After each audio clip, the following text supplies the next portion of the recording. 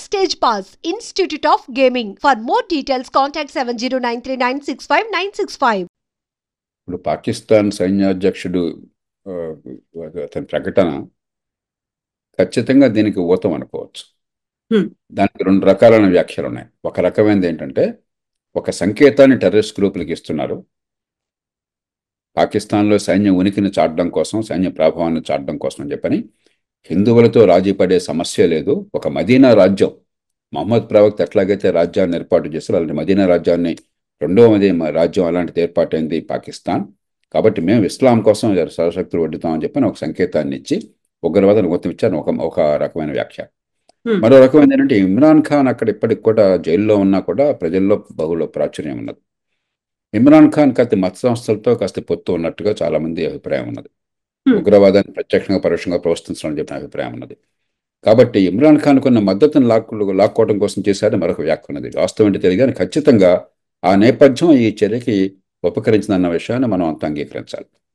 రెండోది, అమెరికా ఉపాధ్యక్షుడు మన దేశంలో పర్యటిస్తున్న కాలంలో జరిగిందంటే ప్రపంచం దృష్టి అంతా మన దేశమే పడుతుంది. అందులో ఇటీవల కాలంలో అమెరికా ఉపాధ్యక్షుడు పెద్దగా పట్టించుకోపోయిన ప్రజలు ఈ జేడీ వ్యాన్స్ని పట్టించుకుంటున్నారు. ఎందుకంటే ఆయన రాష్ట్రపతికి పూర్తిగా ఒక ముఖోటా లాగా, రాష్ట్రపతికి ఒక ఒక మైక్రోఫోన్ లాగా వ్యవహరిస్తున్నాడు అమెరికా రాష్ట్రపతికి. కాబట్టి అమెరికా భావాలని యూరోప్లో ఈ మధ్యకాలంలో వివాదాస్పద ప్రకటనలు కావచ్చు, మరికొన్ని కావచ్చు, చాలా ప్రస్ఫుటంగా బలంగా వినిపిస్తున్న వాణి ఉపరాష్ట్రపతి. కాబట్టి ప్రపంచం దృష్టి అంతా కూడా అమెరికా ఉపరాష్ట్రపతి ఎక్కడికి వెళ్ళినా ఆయన మీద ఉంటున్నది, ఒక రాష్ట్రపతి స్థాయిలో ఉంటున్నది. కాబట్టి ఆయన ఉన్నప్పుడు జరిగితే ప్రపంచం అంతా ఆకర్షిస్తుంది. ఉగ్రవాదుల ప్రధాన ప్రయత్నం ఏమిటి?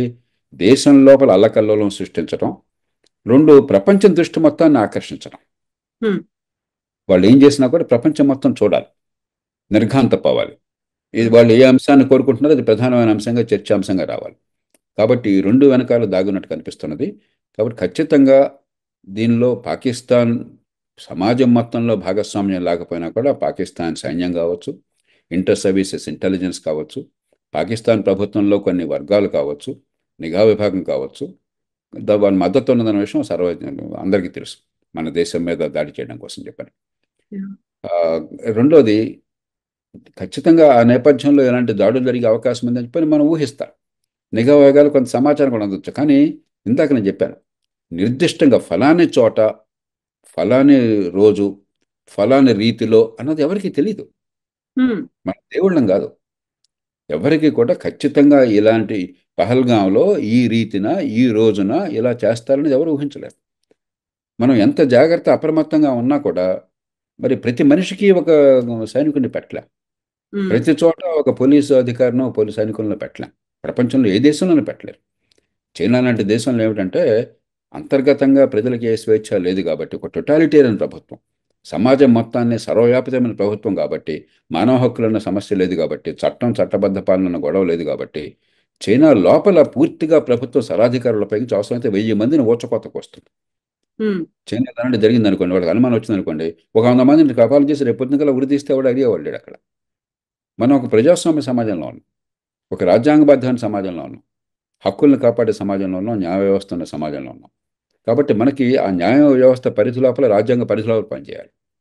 అలా ఉన్న ఏ దేశంలోనా కూడా మీకు ఎప్పుడో ఒకటి ఇలాంటి ఇబ్బందులు వచ్చే అవకాశం ఉంటుంది. నిరంతర నిఘా ఉండడము, అవి వచ్చినప్పుడు సరిగ్గా స్పందించడము, దీర్ఘకాలంలో ఇలాంటి అవకాశం లేకుండా, ఉదాహరణకు జమ్మూ కాశ్మీర్లో ఆర్థికాభివృద్ధి, ఆ ప్రజల్ని విశ్వాసంలోకి తీసుకోవటం, ఒక తరం కాలంలో మా పిల్లల భవిష్యత్తు ఈ దేశంతో ముడిపడి ఉన్నది. ఇక్కడ ఏమన్నా కనుక ఇప్పుడు గతంలో ఈ గందరగోళం చేస్తే రేపొద్దు ఈ దారుణం వల్ల అక్కడికి టూరిస్టులు వెళ్ళటం ఆగిపోతే నష్టం వారికి, కాశ్మీర్ ఆర్థిక వ్యవస్థకి. కాబట్టి కాలక్రమేణా కాశ్మీర్ సమాజం, కాశ్మీర్ ప్రజలు దీనికి వ్యతిరేకమయ్యే పరిస్థితి తీసుకురావాలి. ఇప్పటికి కూడా మెజారిటీ వ్యతిరేకమని నేను భావిస్తున్నాను. 100కి 99 మంది, 100కి 100 మంది వ్యతిరేకమయ్యి కొద్దిమంది ఇలా ఉన్న వాళ్ళని వేరిపారేసే రీతిలో తీసుకొచ్చే సమాజాన్ని దీర్ఘకాలంలో సృష్టించాలి. ఈ మధ్యకాలంలో మరి సందర్భాన్ని బట్టి ఘాటుగా స్పందించాలి, చాలా విజ్ఞతతో స్పందించాలి. సార్, ఇప్పుడు అంతమంది ముష్కరులు వచ్చారు, పహల్గాంలో దాడికి దిగారు అని అంటే అక్కడ స్థానికుల సహకారం కూడా ఉంటుంది. ఆ టైంలో అక్కడ ఎలాంటి స్ట్రాటజీ అవలంబించాలి? ఎంతసేపు మనం అక్కడ పాకిస్తాన్లోనో లష్కర్-ఏ-తోయిబానో మిలిటెంట్లు వీళ్ళ మీద మనం ఫోకస్ పెడుతున్నాము, ఇక్కడ ఉన్నటువంటి వాళ్ళని ఎలా సెట్ చేయాల్సినటువంటి అవసరం ఉందంటారు సార్? ఇది మనం కొత్తగా చెప్పాల్సిన అవసరం లేదు కవిత, అక్కడ చేస్తున్నారు. ఇప్పుడు మనం పోలీసులు బాగా తిడతాం, నిఘా విభాగాన్ని తిడతాం, కానీ వాళ్ళు చేస్తున్న పనిని మనం గమనించాం. ఉదాహరణకి కొంచెం దూరం వెళదాం. తెలుగునాట గతంలో ఈ పీడబ్ల్యూజీ పీపుల్స్ పార్కుల ప్రభావం ఉంది. ఎలా అంతమైంది? మన మాటల వల్ల కాదుగా. పోలీస్ యంత్రాంగం, నిఘా విభాగాలు, ప్రభుత్వంలో వివిధ శాఖలు కలిసి సమన్వయం చేసింది కాబట్టి, అలాగే జాతీయ స్థాయి ప్రభుత్వం, రాష్ట్ర ప్రభుత్వం సమన్వయం వ్యవహరించినాయి కాబట్టి దాన్ని ఆ ప్రమాదం తొలగించగలిగారు. ఇంకా ఇతర రాష్ట్రాల్లో ఉన్నది, ఛత్తీస్గఢ్లో ఇంకా ఉన్నది. కాలక్రమేణా మన నుంచి వాళ్ళు నేర్చుకోవాలి, వాళ్ళ నుంచి మనం నేర్చుకోవాలి.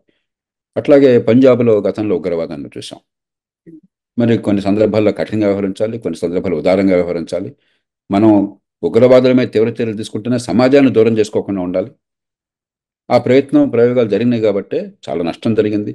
ఒక ప్రధానమంత్రిని కోల్పోయాము మనం. ప్రధానమంత్రి పదవిలో ఉన్న ప్రధాని ఇందిరాగాంధీ గారిని 44 అక్టోబర్ 31 కోల్పోయినాము. ఆ తర్వాత ఒక ముఖ్యమంత్రి బియాన్ సింగ్ని కోల్పోయినాము అక్కడ. కొన్ని సందర్భాల్లో ఎన్నికల్లో 5-10% మంది ఓట్లు వేశారు రాష్ట్రం మొత్తంలో. అయినా కూడా మనం నిబ్బరంగా నిలబడ్డాము. దీర్ఘకాలంలో పంజాబ్లో ఉగ్రవాదం తొలగిపోయింది. అలాగే కాశ్మీర్లో కూడా. అంచేత ఒకటి స్వల్పకాలిక వ్యూహము, టెర్రరిజాన్ని అంతం చేసే వ్యూహం ఒకటి. 2 దీర్ఘకాలికంగా సమాజం మొత్తాన్ని భారత జీవన స్రవంతిలో భాగం అన్న విషయాన్ని గుర్తు చేస్తూ, వారి భాగస్వామ్యాన్ని ఇస్తూ, టెర్రరిజాన్ని వాళ్ళు ఎదుర్కొని ఏర్పాటు చేయడం 2 రెండింటిని కలపాలి. ఆ ప్రయత్నం జరుగుతుంది. మనం కొత్తగా వాళ్ళకి ఉపన్యాసాలు ఇవ్వనక్కర్లేదు. ఆ ప్రయత్నం జరుగుతోంది ఈ దేశంలో. అది ఖచ్చితంగా దీర్ఘకాలంలో ఫలితాలను ఇస్తుంది. కానీ మధ్యలో ఒడిదుడుకులు తప్పదు. ఎందుకంటే ఈ టెర్రరిస్టులుగా పాత్ర పోయినట్టయితే లష్కర్-ఇ-తోయిబా బేగాని మరొకటి నాయకత్వంగా వాళ్ళ మొహం ఎవరు చూస్తారు? వాళ్ళ గురించి మీరు నేను ఎందుకు మాట్లాడుకుంటున్నాం? ఆ దుర్మార్గులు చేసిన దుశ్చర్య వల్ల మాట్లాడుకుంటున్నాం. కాబట్టి వాళ్ళ ఉనికే ఇలాంటి చర్యల మీద ఆధారపడినప్పుడు కొన్ని చోట్ల ఇలాంటివి జరుగుతుంటాయి. కాబట్టి ఇలాంటి చర్యలు ఉన్నప్పుడు 2 రకాలుగా మనం ఊహించుకోవాలి. ఒకటి, టెర్రరిజం పెరుగుతోంది అనడానికి సంకేతం కొన్ని చోట్ల. మరికొన్ని సందర్భాల్లో అంతరిస్తున్న సమయంలో, బలహీన క్షీణం అవుతున్న సమయంలో ఒక్కసారి ఆరిపోతున్న కొవ్వొత్తి వెలుగుతుంది. అలా మళ్ళీ మేము ఉన్నామని చూపెట్టడం కోసం ప్రయత్నం. ఆల్-ఖైదా ఉంది, అటపాదలపై ప్రయత్నాలు చేస్తూ ఉంటుంది. ఐసిస్ ఉన్నది, అటపాదలపై ప్రయత్నాలు చేస్తుంది. కానీ ఐసిస్ కానీ ఆల్-ఖైదా కానీ గతంలో ఉన్నట్టుగా బలంగా లేవు. కానీ అంత మాత్రం చేత ఎక్కడ ఏ రకంగానూ కూడా ఉగ్రవాద చర్యలకు పాల్పడే అవకాశం లేదనుకోవటం పొరపాటు అవుతుంది. మనం కూడా అట్లాగా ఒక్కసారిగా మనం బెంబేలెత్తిపోయి బాబు మన దేశం మీద దండెత్తేస్తున్నారు, వాళ్ళు జయిస్తున్నారు, మనం ఓడిపోతున్నాం అన్న భావం అనవసరం. ఖచ్చితంగా గత 5-10 ఏళ్ళ కాలాలను చూసినట్టయితే ఉగ్రవాద చర్యలు తగ్గినాయి. మన ప్రభుత్వం, మన సమాజం చేసిన చర్యలు ఫలితాలను ఇస్తున్నాయి. కానీ ఇది పూర్తి ఫలితాలను ఒక్కరోజు ఓపికగా మనం ఫైట్ చేయాలి. చాలా సంకల్ప బలంతో చేయాలి. పార్టీలు పక్షపాతాలు పక్కన పెట్టి ఒక యుద్ధంలో ఎలాగైతే అన్ని పార్టీలు కలిసిపోతాయో, దేశమంతా ఏకకంఠంతో మాట్లాడుతుందో, ఇప్పుడు ఆ రకంగా వ్యవహరించాలి. సో ఇప్పుడు పాకిస్తాన్ని అంతర్జాతీయంగా తను చేసినటువంటి దుశ్చర్యలను ఎంటగట్టాలి, ఏకాకిని చేయాలి, ఒంటరి చేయాలి అనే ప్రయత్నాల్ని మన దేశ సర్కార్ మొదలు పెట్టేసింది. ఆ దిశగా ప్రయత్నాలు కూడా ఉన్నాయి. ద్వైపాక్షిక సంబంధాలు కావచ్చు, చివరికి సింధు నది జలాల్ని కూడా మేము అలో చెయ్యము అనేది, ఆ ట్రీటీని కూడా మేము రద్దు చేసుకుంటున్నాము అన్నప్పుడు పాకిస్తాన్ మీద మొత్తం మీద కూడా ఎఫెక్ట్ పడబోతోంది. సో దీని నేపథ్యంలో మనము అంతర్జాతీయ సంబంధాలు, ద్వైపాక్షిక సంబంధాలు పాకిస్తాన్ మీద ఎలా ఉండాలంటారు సార్? ముందు సింధు నది వివాదం గురించి మీరు చెప్పారు.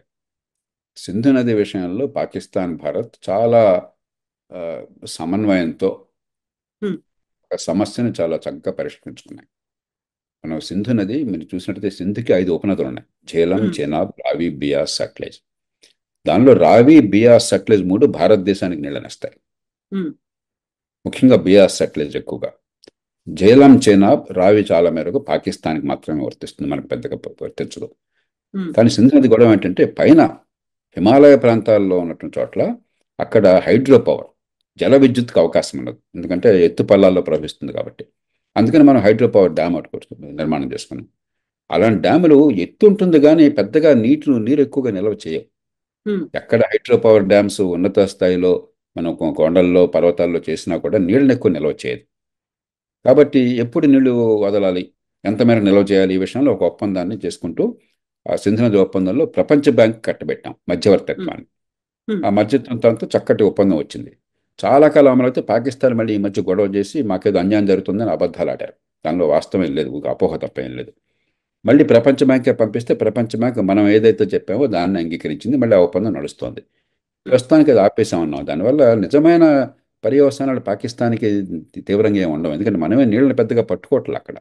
మనం నీటిపారుదలకు వాటర్లా మనం వ్యవసాయానికి కానీ, సాగునీటికి కానీ, ఇతర అవసరాలకు కానీ వాటర్లా. కేవలం కొద్దిపాటి నీటిని పైన జల విద్యుత్ ప్రాజెక్ట్ కోసం తాత్కాలికంగా పట్టడం జరుగుతుంది. అది ఒకసారి నిండిపోయిన తర్వాత నీళ్ళు అలాగా ఫ్లో అవుతుంటాయి. ఓకే. కాబట్టి ఇది ఒక సింబాలిక్ జెస్చర్. ఇదేమి పాకిస్తాన్ని దెబ్బతీయాలి, పాకిస్తాన్ సమాజాన్ని దెబ్బతీయాలి, పాకిస్తాన్లో వ్యవసాయం నాశనం కావాలని మనం కోరుకోవట్లా. పాకిస్తాన్ సమాజాన్ని మనం ఆకట్టుకోవాలి. భారత్తో సత్సంబంధాలు ఉంటే లాభం అన్న విషయం పాకిస్తాన్ సమాజానికి మధ్యతరగతి వర్గానికి అర్థం కావాలి. కాబట్టి మన పాకిస్తాన్ మీద మనకి విద్వేషం చూపెడితే ప్రమాదకరం. పాకిస్తాన్ ప్రభుత్వంలో ఉన్న శక్తులు, పాకిస్తాన్ ఇంటర్ సర్వీస్ ఇంటెలిజెన్స్, ఉగ్రవాదాన్ని గుర్తించే శక్తులకి మనం బలంగా సంకేతాన్ని ఇవ్వాలి. కానీ పాకిస్తాన్ సమాజానికి వ్యతిరేకంగా అన్నట్టయితే దానివల్ల వాళ్ళు నష్టపోవచ్చు, కానీ మనకు కూడా నష్టం. కాబట్టి దాన్ని ఆ రకంగా అర్థం చేసుకోవాలి తప్ప ఇది పాకిస్తాన్ మీద యుద్ధకాంక్ష కాదు. ప్రభుత్వం అందుకని చాలా ఆచితూచి స్పందించింది. మేము ఏదో అర్జెంటుగా పాకిస్తాన్లోకి దాడి చేస్తామని చెప్పనలా, పాకిస్తాన్ మీద యుద్ధం ప్రకటిస్తున్నాం అనలా. సంకేతాన్ని, బలమైన డిప్లొమాటిక్ సంకేతాన్ని, ఒక దౌత్యపరమైన సంకేతాన్ని ప్రపంచంలో పాకిస్తాన్ని ఏకాకి చేయటము, మీరు గనక మాతో అనవసరంగా ఖాయం పెట్టుకుంటే పాకిస్తాన్ సమాజానికి ఆర్థికంగా ఇతరత్ర నష్టం జరుగుతుంది సుమా అని స్పష్టంగా సంకేతాన్ని ఇవ్వటం. ఆ ప్రయత్నాన్ని సరిగ్గా అర్థవంతంగా చేశారు. దాన్ని మనం పూర్తిగా మద్దతు ఇవ్వాలి. ఖచ్చితంగా ఉగ్రవాద విషయంలో ఎక్కడ సాక్ష్యాలు ఉన్నాయో బయటపెట్టి అంతర్జాతీయ సమాజం ఆంక్షలకి పాకిస్తాన్ మీద ఉండేట్టు చేయాలి. ఎందుకంటే పాకిస్తాన్ ఆర్థికంగా చాలా బలహీనంగా ఉంది. ఈవేళ పాకిస్తాన్ చాలా దారుణ స్థితిలో ఉంది. 15-20 ఏళ్ల క్రితం మనకంటే తలసరి ఆదాయం ఎక్కువ ఉన్న దేశం ఈవేళ మనలో సగం కూడా లేదు. పరిస్థితి చాలా క్షీణంగా ఉంది. IMF రుణం ఇవ్వకపోతే పాకిస్తాన్ మూలబడిపోతుంది, దివాలా తీస్తుంది. ఆ పరిస్థితిలో ఉంది. కాబట్టి దాన్ని ఉపయోగించుకుని ఈ సాక్ష్యాలు బయటపెట్టి వాళ్ళని ఆర్థికంగా ఒత్తిడి తీసుకురావాలి. పాకిస్తాన్ సమాజానికి బలమైన సంకేతాన్ని ఇవ్వాలి.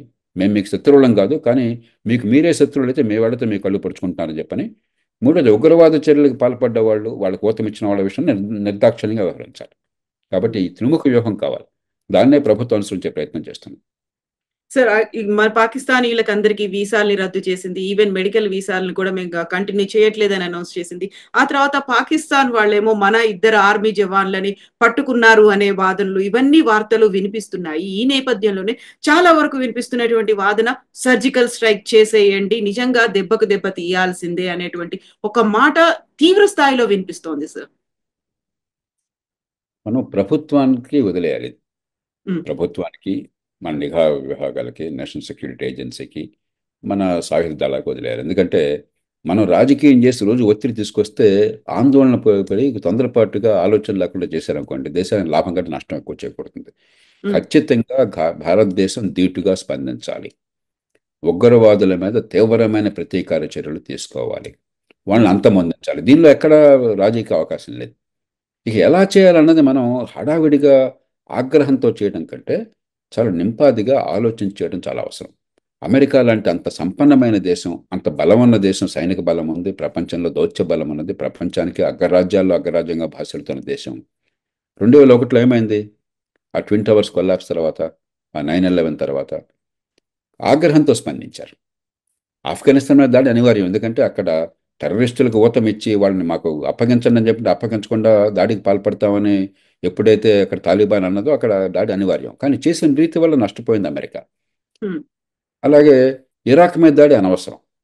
కోపంతో, ఆగ్రహంతో వేగంగా స్పందించారు. చివరికి ఎంత నష్టపోయింది అమెరికా? ప్రపంచం అంతా నష్టపోయింది. మనం ఎంత నష్టపోయాం? అమెరికా దృష్టి ఉగ్రవాదం నుంచి పక్కకెళ్ళి ఈ గొడవల్లో చిక్కుకోగానే ప్రపంచంలో ఉగ్రవాదం మీద యుద్ధం బలహీనపడింది. నష్టపోయిన దేశాల్లో భారతదేశం ప్రధానంగా ఒక దేశం. ఆ రోజుల్లో అమెరికా నుంచి అమెరికన్ స్టేట్ డిపార్ట్మెంట్లో, అంటే ఒక మంత్రి స్థాయిలో ఉన్న ఒక అధికారిని, ఉన్నత స్థాయి అధికారిని నన్ను కలిశారు హైదరాబాద్లో. నేను చాలా తీవ్రంగా విమర్శించాను అమెరికా చర్యల్ని. మీరు మీకు హాని చేసుకున్నారు, మా దేశం లాంటి దేశాలకు, టెర్రరిజం నిజంగా పోరాడుతున్న దేశాలు, నష్టపోతున్న దేశాలకు మీరు హాని చేశారు. టెర్రరిజం మీద గురి పెట్టకుండా అనవసరంగా దీన్ని రాజకీయవాదంగా మార్చారని చెప్పని. కాబట్టి మనం తొందరపాటు పనికిరాదు, ఆగ్రహంతో స్పందించడం పనికిరాదు. ఆగ్రహాన్ని, ఆవేశాన్ని చాలా నిర్మాణాత్మకంగా, చాలా ఆలోచనతో మలచాలి, బుద్ధిని ఉపయోగించాలి, మన ప్రయోజనాలు నెరవేరాలి. అంతేగాని కోపం వచ్చింది కదా అని కష్టం రగిలిపోయినట్టయితే దేశాలు దీర్ఘకాలంలో మంచి కంటే చెడు ఎక్కువ జరిగే అవకాశం ఉంది. మనకు మంచి చెడు జరిగే అవకాశం ఉంది. వాళ్ళ సంగతి ఎలా అవుతుంటాం. ఇరాక్ మీద దాడి వల్ల అమెరికాకు చెడు జరిగింది. $1 ట్రిలియన్ పైగా డబ్బు కోల్పోయినారు. ప్రపంచంలో అమెరికా పరువు పోయింది. అమెరికా విశ్వసనీయత దెబ్బతిన్నది. ఒక రకంగా ఇవాళ అమెరికా ప్రపంచంలో ఎదుర్కొంటున్న చాలా సమస్యలకి మౌలికమైన కారణం 9/11 తర్వాత అమెరికా స్పందించిన తీరు. అమెరికా ప్రతిష్ట మసకపడింది. కాబట్టి మనం మన దేశ ప్రయోజనాలు, మన సమాజ ప్రయోజనం, మన ఆర్థిక వ్యవస్థ ప్రయోజనాలు, దీర్ఘకాలంలో ప్రపంచంలో మన స్థానం, ఈవేళ మనం కాపాడుకునేట్టుగా ఈ మొత్తాన్ని సమన్వయం చేయాలి. సో భూతల స్వర్గం కాశ్మీర్ సార్, ఇలాంటి రక్తపు టేర్లు ఉండొద్దు, అమాయకుల ప్రాణాలు బలి కావద్దు, మళ్ళీ ఎప్పటికీ పచ్చగా సస్యశ్యామలంగా ఉండాలి అంటే ఎంతకాలం పడుతుంది సార్? ఏమేం జరగాలంటారు అప్పుడు? ఓ, ఒక్క సంఘటన చూసి మనం బెంబేలెత్తిపోకూడదు కవిత. హ్మ్. ఖచ్చితంగా నాకు బాగా గుర్తుంది 1983లో నేను మా శ్రీమతి, అప్పుడే మాకు పెళ్ళైంది, మేము వెళ్ళాం, హ్మ్. పహల్గాం హ్మ్. వెళ్ళాము, శ్రీనగర్ వెళ్ళాము, కాశ్మీర్ అంతా చూసాం. ఆనాడు ఏ గొడవ లేదు. హ్మ్. ఆనాడు ఏమన్నా భేదం ఉంటే అప్పుడు ఎవరిని అడిగినా, ఎవరితో మాట్లాడినా కూడా మీరు ఎక్కడి నుంచి వచ్చారు నన్ను అడిగేవాళ్ళు. ఆంధ్రప్రదేశ్ అనగానే హ్యాప్ మిలావ్ అనేవాళ్ళు. ఏమిటి అని హ్మ్. చెప్పంటే ఎన్టీఆర్ సెంటర్ से लड़ रहे हैं आप, हम सेंटर से लड़ रहे हैं అంటే ఇది కేంద్రం అన్న మాట నాకు ఇష్టం లేదు. యూనియన్, రాష్ట్రం లేదా కేంద్ర రాష్ట్రాల మధ్య వివాదంగా మాత్రమే చూస్తారు తప్ప ప్రజలు ఉగ్రవాదంగా పరిగణించాలి. ఆ హ్మ్. తర్వాత చేసిన రాజకీయ నిర్ణయాలు కొన్ని పొరపాటు నిర్ణయాలు చేశాం. ఇప్పుడు దానిలోకి వెళ్ళడం అనవసరం.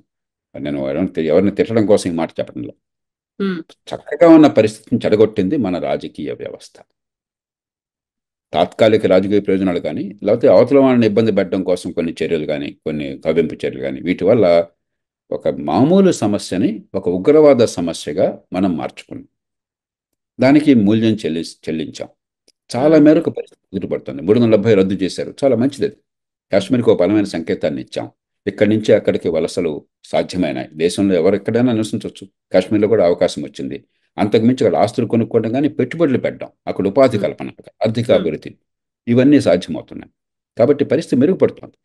కొన్నాళ్ల క్రితం, 5 ఏళ్ల క్రితం, 10 ఏళ్ల క్రితం అక్కడ కాశ్మీర్కి వెళ్ళాలంటే మనుషులు తడిచిపోయేవాళ్ళు. టూరిస్టులు కూడా వెళ్ళేవాళ్ళు కాదు.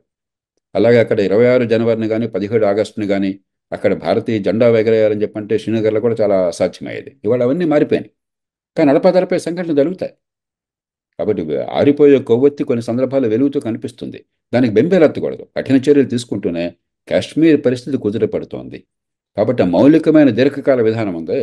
వలసల్ని ప్రోత్సహించడము, అక్కడ పెట్టుబడులను ప్రోత్సహించడము, ఉపాధి కల్పనని పెంచడము, టూరిజాన్ని ప్రోత్సహించడము కాశ్మీర్ ప్రజలకు మంచిది. కాశ్మీర్ ఆర్థిక వ్యవస్థకు మంచిది. కాశ్మీర్ యువతకు మంచిది. ఈ దీర్ఘకాలం దాన్ని కొనసాగించాలి. ఈ హ్మ్. కంగారులో పడి దాన్ని ఆపేసామనుకోండి, మనం మే విన్ ద బ్యాటిల్, కానీ వాళ్ళ యుద్ధాన్ని నష్టపోతుంటాం. కాశ్మీర్ భారతదేశంలో పూర్తిగా విలీనం చేయాలంటే ఆర్థికంగా అన్ని రకాలుగా కాశ్మీర్ ప్రజలు ఈ దేశంలో ఉంటే ఉన్న లాభాన్ని గుర్తించాలి, గుర్తించడం మొదలెట్టారు. కాబట్టే ఇలాంటి చర్యలు అడపాదడప జరుగుతాయి. మళ్ళీ ప్రజల మనసుని విరిచేయడానికి, ప్రజల దృష్టిని మళ్లించడానికి, ఆర్థిక అభివృద్ధి మా పిల్లల భవిష్యత్తు కంటే మన మతమో లేకపోతే మన వర్గమో ఇంకో పిచ్చో ప్రవేశపెట్టడం కోసం, ఈ ఉన్మాద చర్యలు ప్రవేశపెట్టడం కోసం చెప్పి నీ ప్రయత్నాలు చేస్తారు. మనం కూడా ఆ రకమైన నేరేటివ్కి వెళ్ళినట్టయితే, ఆ రకమైన చర్చకి వెళ్ళినట్టయితే ఉగ్రవాదులు ఏం కోరుకుంటున్నారో మనం అది చేస్తున్నాం. హ్మ్. కాబట్టి దానికి సరిగ్గా స్పందించాలి. అదే సమయంలో దీర్ఘకాలంగా కాశ్మీర్‌ని దేశ స్రవంతిలో పూర్తిగా అంతర్భాగం చేసేటువంటి చర్యలు మొదలెట్టారు. దాన్ని కొనసాగించాలి.